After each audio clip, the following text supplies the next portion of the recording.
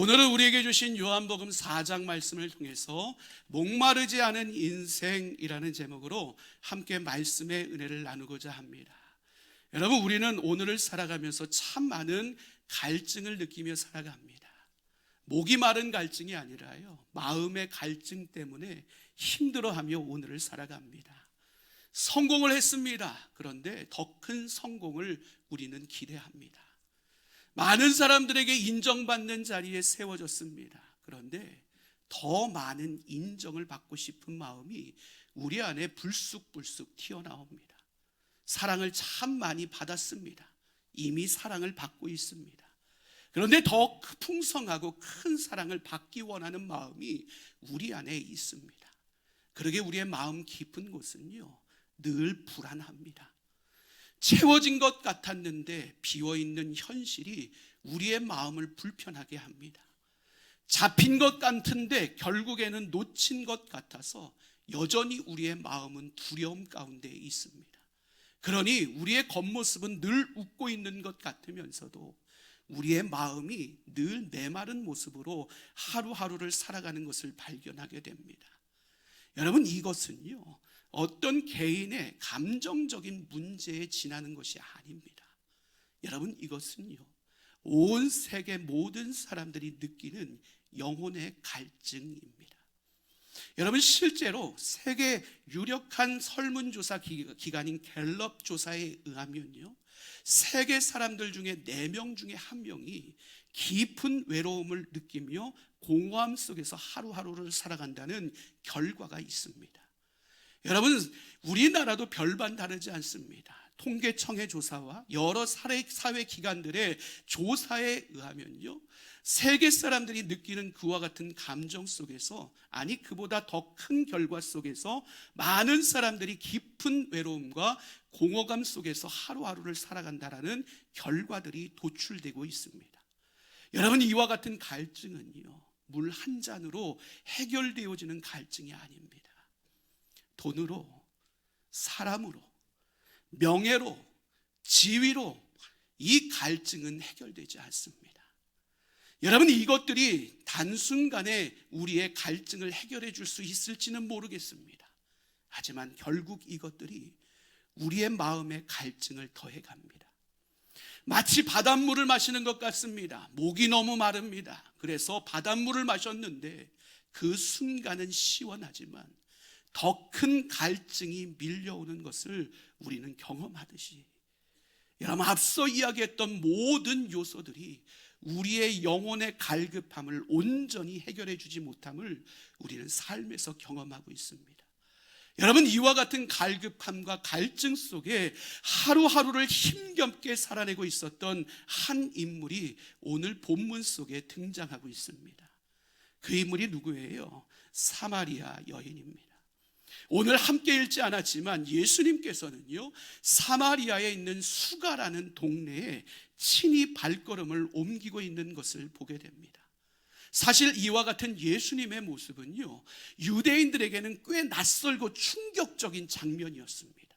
왜냐하면 유대인들은 그 누구보다도 사마리아 땅에 발걸음을 옮기는 것을 싫어하는 사람들이었기 때문에 그렇습니다. 지도를 보면 여러분들의 이해가 더욱더 크게 다가올 것 같습니다.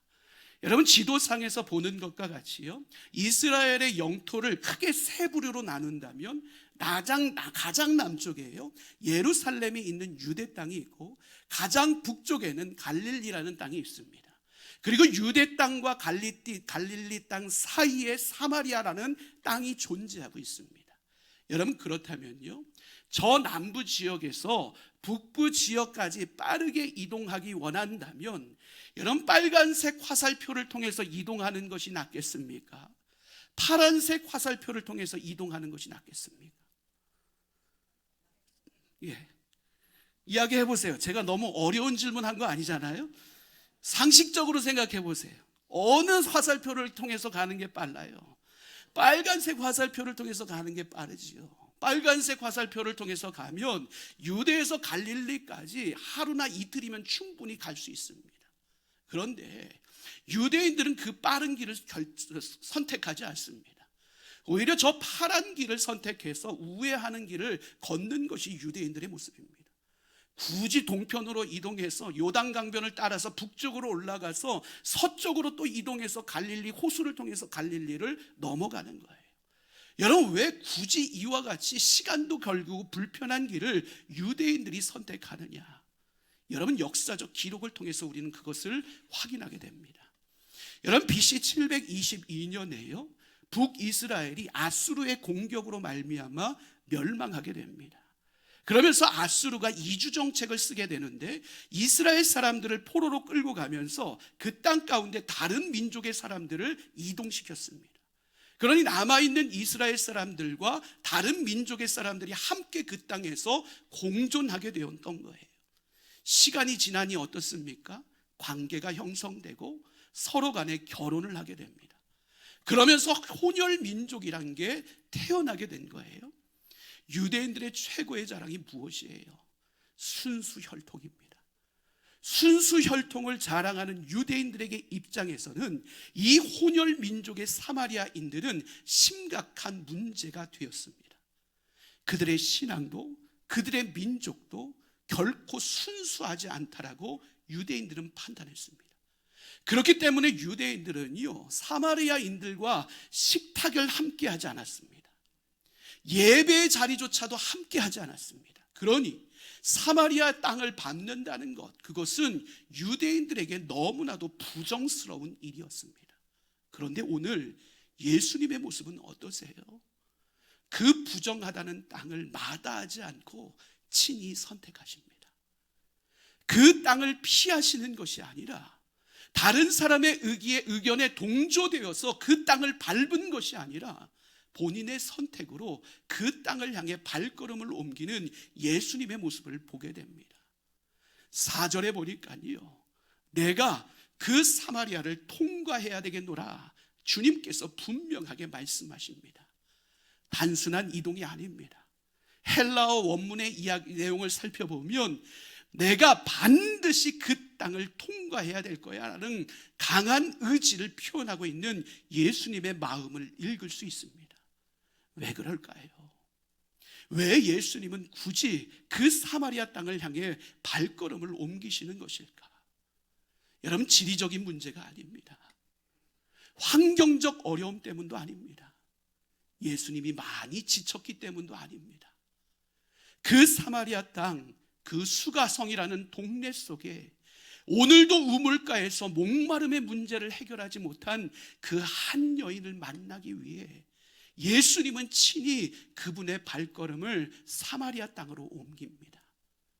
모두가 피하는 땅, 모두가 외면하고 거절했던 그 인생을 향해 예수님은 발걸음을 옮기셨고 그녀를 친히 만나 주셨고 그녀와 가까이 하는 깊은 대화 속에 예수님은 나아가십니다.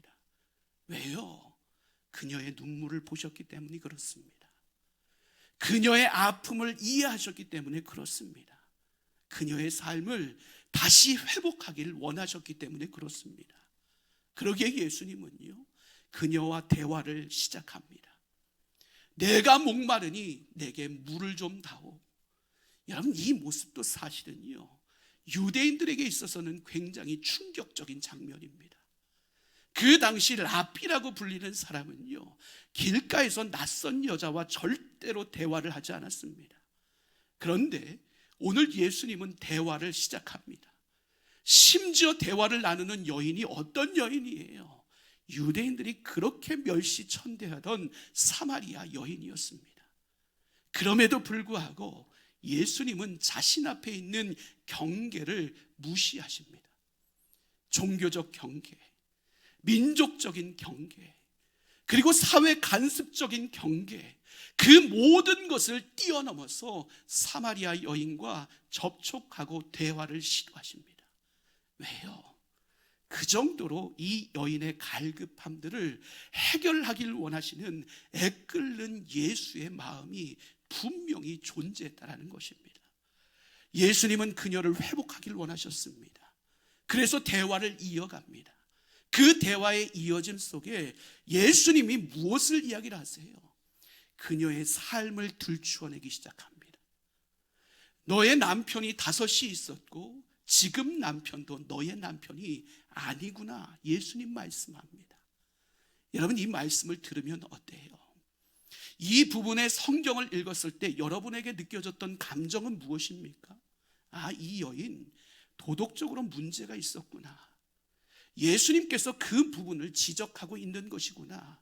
단순하게 생각하실 수도 있을 겁니다. 그런데 이 부분은 그렇게 단순한 문제가 아니었습니다. 그 당시에 이스라엘의 구조상 여인이 이혼을 선택할 수 있는 권리는 없었습니다. 남편들이 대부분 이혼을 결정해야 됐습니다. 즉, 한 여인이 결혼을 반복했다는 것, 철저히 여인의 문제만이 아니었다는 사실을 우리는 주목해 볼 수 있어야 됩니다. 실제로 열린다 성경을 기록한 우리 유모세 선교사님이 계십니다. 이분이 이스라엘에서 오래 생활을 하면서요, 이스라엘의 풍습과 관습과 질서, 모든 환경들을 철저히 배우고 습득해서요, 열린다 성경 시리즈를 썼습니다. 그러니까 그 내용들을, 우리가 성경에서 나오는 내용들을 보다 폭넓게 이해할 수 있도록 그 책을 쓰신 거예요. 그 책에 보면 유모세 선교사님도 이런 이야기를 합니다. 이스라엘에 존재하고 있었던 수혼법, 이 수혼법으로 인해 그녀는 크나큰 아픔의 현장에 있을 수밖에 없었다라고 이야기를 합니다. 수혼법이 무엇이에요? 남편과 결혼을 했어요. 그런데 그 결혼한 남편이 죽게 되면 가문을 이어가기 위해서 동생과 다시 한번 결혼해요. 그 동생이 죽으면 또 다른 동생과 결혼을 합니다. 그래서 가문을 유지하는 것, 이것이 수혼법입니다.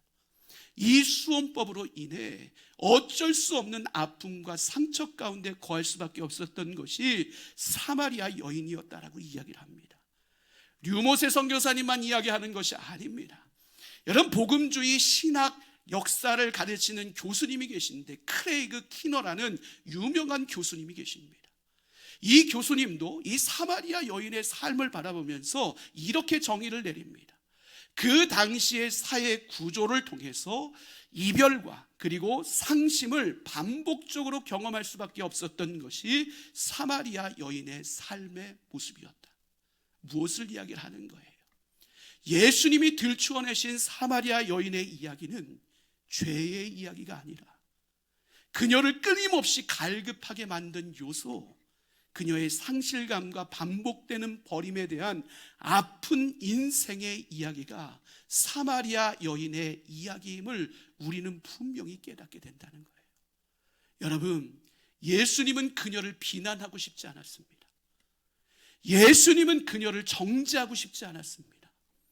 예수님은 그녀의 삶을 부끄러움 가운데 세워놓기를 원하지 않았습니다. 예수님의 이 말씀은 정죄가 아닌 드러냄입니다.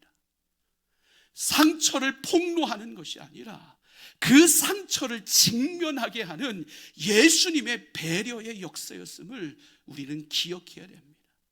왜요? 예수님은 그녀가 지금도 헛된 우물가에서 잘못된 영적 갈급함의 문제를 풀 요소를 찾고 있다는 사실을 누구보다도 잘 알고 있었습니다. 그녀는 무엇 때문에 실패했어요? 관계 때문에 실패했어요. 반복된 관계적 실패가 그녀에게 갈급함이라는 것을 주었단 말이에요. 그런데 그녀는 여전히 관계를 붙들고 있습니다. 또 다른 관계 속에서 사랑받으면 이전에 느꼈던 모든 갈급함의 문제가 해결될 것이다라고 그녀는 확신했습니다. 실제로 상담 심리학에 보면요, 상처받고 공허한 인생은요, 관계를 통해서 자신의 상처와 공허함의 문제를 푼다라고 기록되어 있습니다. 즉, 사랑을 받지 못하거나 누군가에게 버림받은 인생은 다른 사람을 통해서 그 부분들을 채워나가기 위해 집요하게 다른 사람들과의 관계를 붙잡기 위해 노력하는 인생을 살아간다는 것입니다. 오늘 그녀는 그렇게 관계를 붙잡았습니다. 관계가 달라졌는데 갈급함의 문제가 해결되지 않습니다. 사람이 바뀌었는데 여전히 인생의 빈 부분들이 채워지지 않는 답답함이 있습니다. 왜요? 관계의 본질적인 상처가 해결되지 않으니 그 상처가 더 깊은 상처가 되고 오히려 그 깊은 상처가 관계의 두려움으로 드러나는 사마리아 여인의 모습을 보게 됩니다. 그러니 어때요? 사람들의 시선이 두려워 아무도 보지 않는 정오의 뜨거운 시간에 자신의 갈증의 문제를 해결하기 위해 우물가로 터벅터벅 발걸음을 옮길 수밖에 없었던 인생, 여러분 그것이 바로 사마리아 여인의 인생이었습니다. 그런데 여러분 어떻습니까? 생각해보면 이 이야기는 단순히 사마리아 여인의 특별한 이야기가 아닙니다. 오늘 우리도 어쩌면 이와 같은 모습으로 갈급한 문제를 해결하기 위해 애쓰며 노력하며 오늘 하루하루를 힘겹게 살아가고 있는지도 모르겠습니다. 어떤 사람은 성취로 갈급함의 문제를 해결하려고 합니다. 어떤 사람은 물질로 갈급함의 문제를 해결하려고 합니다. 어떤 사람은 사람의 인정으로 갈급함의 문제를 해결하려고 합니다. 어떤 사람은 오늘 사마리아 여인과 같이 관계적 문제로 갈급함의 문제를 해결하려고 합니다. 심지어 어떤 사람은 종교적 열심으로 갈급함의 문제를 해결하기도 합니다. 교회 잘 출석하면, 헌신하고 봉사하면, 신앙생활의 기준과 질서에 따라서의 삶을 살아내면 내 갈급함의 문제가 해결되겠지 기대하며 오늘을 살아갑니다. 그런데 시간이 지나고 나면 우리에게 깨달아지는 것이 무엇입니까? 이 모든 것들이 일시적인 해결함을 줄지라도 그 갈급함의 문제를 영원히 해결할 수 없는 진짜 생수가 아니라는 사실을 우리는 분명히 깨닫게 됩니다.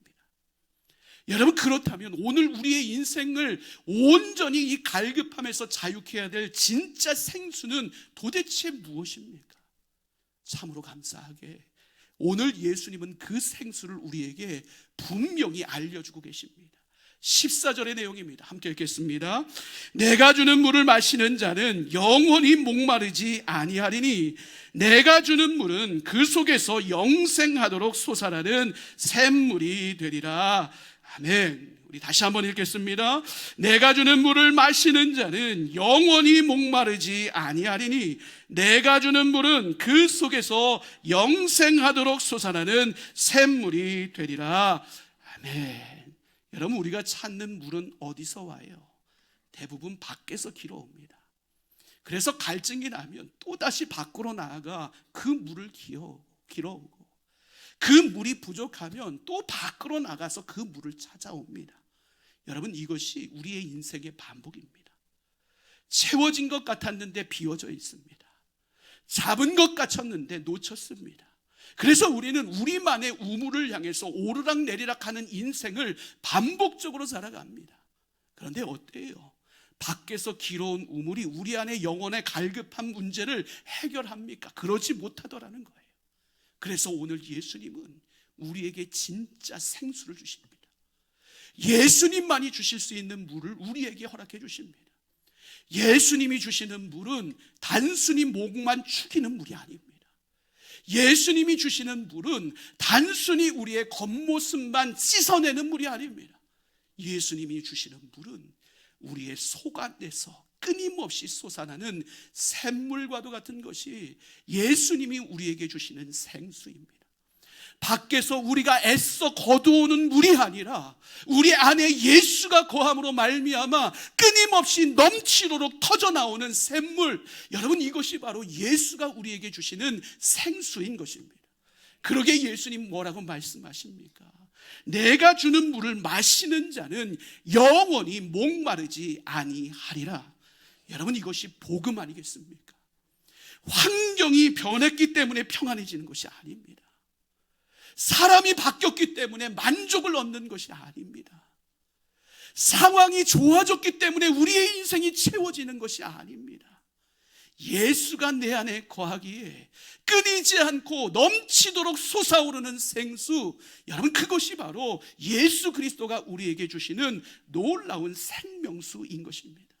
그러니 예수는 그 갈급한 속에 여전히 살아가고 있는 사마리아 여인을 자신에게 초대합니다. 나에게로 와서 진짜 샘물을 맛보아라. 그리고 그 초대는 오늘 우리를 향해서도 이어지고 있습니다. 이사야 55장 1절에서 이렇게 말씀합니다. 함께 읽겠습니다. 오라 너희 모든 목마른 자들아 물로 나오라. 돈 없는 자도 오라. 너희는 와서 사 먹되 돈 없이 값 없이 와서 포도주와 젖을 사라. 아멘. 요한계시록 22장 17절은 우리에게 이렇게 말씀합니다. 함께 있습니다. 성령과 신부가 말씀하시기를 오라 하시는도다. 듣는 자도 오라 할 것이요 목마른 자도 올 것이요 또 원하는 자는 값없이 생명수를 받으라 하시더라. 아멘. 여러분, 우리 주님은 이와 같이 생명의 자리로 우리를 끊임없이 초대하고 계십니다. 그런데 여러분, 오늘도 여러분은 헛된 우물에서 생명수를 찾고 있지 않습니까? 성취라는 우물, 그리고 물질이라는 우물, 사람의 인정이라는 우물, 관계라는 우물, 종교적 열심이라는 우물에서 여러분의 생명수를 찾고 있지 않습니까? 그 모든 것들은 우리의 갈급함을 해결할 수 없습니다. 우리의 갈급함을 영원히 해결할 수 있는 물은 오직 하나, 예수 그리스도밖에 없습니다. 예수님만이 목마른 우리의 인생을 목마르지 않는 인생으로 세울 수 있습니다. 예수님만이 공허한 우리의 삶의 생명을 채우고 메마른 영혼의 생명수를 터지게 하실 수 있습니다. 예수님만이 우리의 인생의 끝없는 갈증을 멈춰서시고 참된 만족과 평안으로 우리의 삶을 다시 세워가실 수 있습니다. 그 예수라는 생명수를 오늘 이 순간 맛보며 오늘을 살아가는 저와 여러분의 삶이 될 수 있기를 주님의 이름으로 간절히 축원합니다. 사마리아 여인이 이 생명수를 소개받기 시작했을 때 그녀가 마음이 변화되는 것을 우리는 보게 됩니다. 25절에 보면 그녀가 이렇게 고백합니다. 함께 읽겠습니다. 여자가 이르되 메시아 곧 그리스도라 하는 이가 오실 줄을 내가 아노니 그가 오시면 모든 것을 우리에게 알려주시리라. 아멘. 그녀가 뭐라고 고백해요? 생명수 저도 받고 싶습니다. 그런데 그 생명수는 메시아이신 그리스도가 오시면 나에게 이루어질 줄 믿사오니 그 그리스도가 오시면 내 안에 참된 자유가 회복될 줄 되기를 소망합니다. 이 고백해요. 그러자 예수님 어떻게 하세요? 자신을 드러내기 시작했어요. 비유가 아니에요. 자신을 숨기지 않아요. 자신을 직접 계시하십니다. 네가 그토록 기다리던 예수가 바로 나다. 예수님이 자기를 계시하시고 그 사랑의 품에 그녀를 온전히 안아주실 때 그녀의 인생이 변화되기 시작합니다. 성경은 뭐라고 기록해요? 물동이를 버려버리고 동네로 달려갔다라고 이야기를 합니다. 단순한 행동의 변화가 아닙니다. 한 인생이 놀라운 전환점 앞에 서게 되는 역사적 순간을 우리는 함께 목도하고 있습니다. 그녀는 목말랐습니다. 그래서 우물을 향해 달려갔습니다. 목마름을 해결할 도구로 물동이를 삼았습니다. 물동이는 그녀의 생존 수단이었습니다. 그런데 그 생존 수단을 그녀가 버려버리고 달려갑니다. 왜요? 그녀가 진짜 생수를 맛봤기 때문에 그럽니다. 진짜 생수를 맛보니 더 이상 내 생존의 도구조차 필요하지 않다라는 것을 그녀는 깨닫게 되었습니다. 진짜 생수를 맛보면 삶이 변화됩니다. 사람을 거부했던 그 인생이 사람을 향해 달려가기 시작합니다. 꼭꼭 자신을 숨겨두었던 그녀가 증언하는 자리에 서게 됩니다. 자신의 부끄러움이 간증이 되고 자신의 상처가 복음의 통로가 되는 위대한 현장 속에 그녀가 세워지게 됩니다. 그리고 그런 그녀가 외칩니다. 내가 행한 이 모든 일을 내게 말한 그분을 와서 보라. 내 삶을 송두리째 변화시킨 그 예수, 내 마음과 가슴 속에 영생수를 흐르게 한 그 예수를 와서 보라. 당당하게 고백하고 선포하는 자리에 그녀가 서게 되는 것을 보게 됩니다. 사랑하는 성도 여러분, 이것이 바로 목마르지 않은 인생입니다. 목마르지 않은 인생은 문제없는 인생이 아닙니다. 목마르지 않는 인생은 상처 없는 인생이 아닙니다. 목마르지 않는 인생은 아픔 없는 인생이 아닙니다. 그 모든 것들이 여전히 존재하지만 그 모든 것들 안에 지배받지 않는 삶을 살아가는 것, 그것이 목마르지 않는 인생입니다. 왜요? 그 삶에 생명수가 흐르기 때문에 그렇습니다. 그 생명수의 근원이 누구이기 때문에 그렇습니까? 오늘도 살아 역사하시는 예수 그리스도가 그 모든 생명수의 근원이 되시기 때문에 그렇습니다. 사랑하는 성도 여러분, 오늘 사마리아 여인은 사람들의 시선을 피해 그 정오에 우물가를 찾았습니다. 우물가는요, 숨고 싶은 자리였습니다. 우물가는요, 부끄러운 자리였습니다. 우물가는요, 자신의 상처가 드러나는 자리였습니다. 그런데 그 자리에 예수님이 먼저 와서 그녀를 기다리셨습니다. 이것이 복음입니다. 주님은 우리가 준비되었을 때만 찾아오시는 분이 아닙니다. 주님은 우리의 목마름의 현장에 친히 찾아오셔서 우리를 기다리고 계십니다. 우리의 깊은 상처 속에 찾아오셔서 우리를 회복시키기 위해 우리를 기다리시는 분, 바로 그분이 예수 그리스도이십니다.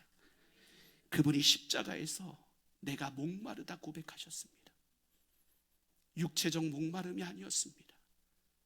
우리의 죄를, 우리의 갈증을 직접 대신 짊어지고 가시는 그 목마름이었습니다. 예수님은 우리의 모든 죄악들, 죽음들, 공허함들의 갈증을 친히 짊어지고 십자가를 지셨습니다. 그리고 그 주님이 오늘 우리에게 말씀하십니다. 내가 십자가에서 너의 갈증의 모든 문제를 해결했단다. 진짜 생수인 내게로 와서 값없이 그 물을 마셔라. 예수님 우리에게 말씀하십니다. 사랑하는 성도 여러분, 이 예수의 초대에 기쁨으로 반응할 수 있는 저와 여러분의 삶이 될 수 있기를 주님의 이름으로 간절히 축원합니다. 여러분이 삼고 있는 그 우물가에서 예수를 만나는 기적을 경험하시기를 바랍니다. 부끄러운 그 장소에서 예수를 만나는 은혜를 누리게 되시기를 바랍니다. 상처 있고 숨기고 싶은 아픔 속에서도 예수를 만나는 은혜를 누릴 수 있게 되기를 주님의 이름으로 축복합니다. 그럴 때 내가 붙잡고 있던 물동이를 벗어 던지는 그 신앙의 결단이 우리 안에 일어날 수 있기를 바랍니다. 그 결단 위에 역사하시는 진짜 생수를 맛보는 은혜가 우리 모두에게 풍성히 경험되어지는 사순절기가 되므로 우리가 있는 모든 곳에서 복음의 확장과 복음의 열매로 풍성한 삶을 살아가는 저와 여러분의 삶이 될 수 있기를 주님의 이름으로 간절히 축원합니다.